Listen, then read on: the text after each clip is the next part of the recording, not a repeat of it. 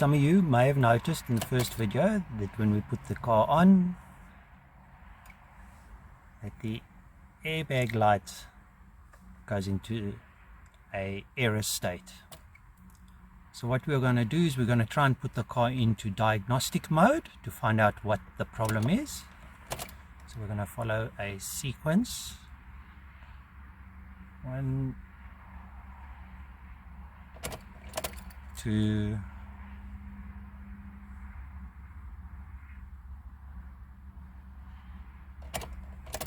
3,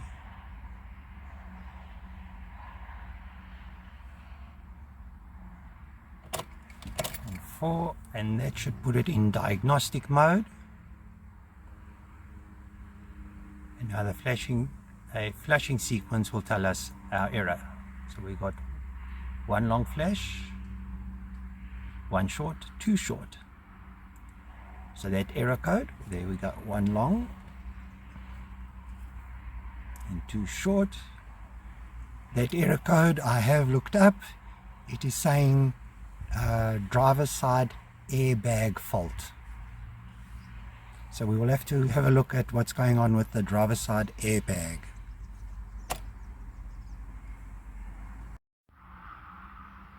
Okay, so I've removed the airbag. So we have the airbag sitting on top there. And when we look at the cabling, when I removed it, this cable was properly clipped in.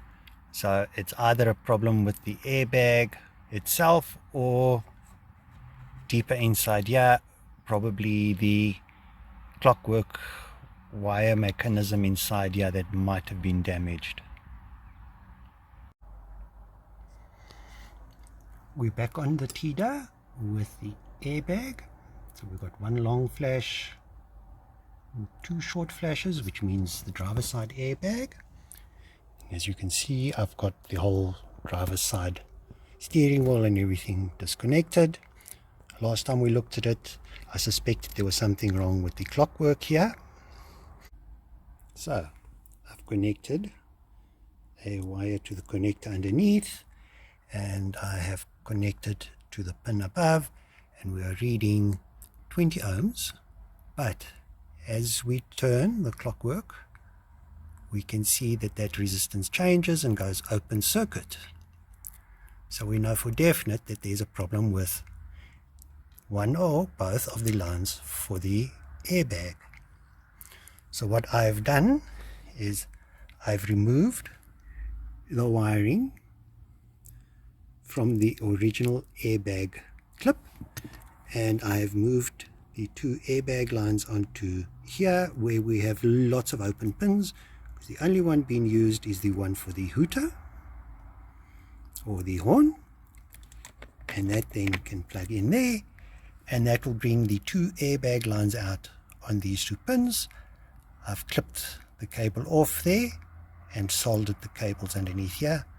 Obviously this is going to give a little bit of a problem with the gap, but if you just squeeze the cover back down, it'll pinch it down nicely, and once the cover is on, you will not notice any difference. These 2 pins have also been tested and they are working 100%. So of course now we bring the airbag and we connect it up through the clock spring, and on the dashboard we can now see the airbag light is off. And just to prove that I'm not using a resistor, we can unplug the airbag and we can see that the light flashes back on. However, I did use a resistor to assist in troubleshooting and to check where we had good line and where we did not. Right, now that we've got everything reassembled, we'll just go through the process of clearing the airbag errors. So we start with off, switch him on, wait for the light, the airbag light to go out, then we off and back on, and then we do it for second time.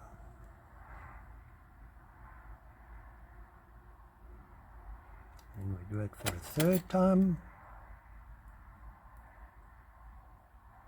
And we do it for a fourth time. After doing that 4 times, the system goes into self-diagnostic mode and it will flash and the light goes out. So the car is now happy, no more airbag errors, everything is assembled, and the car now is safe to drive again.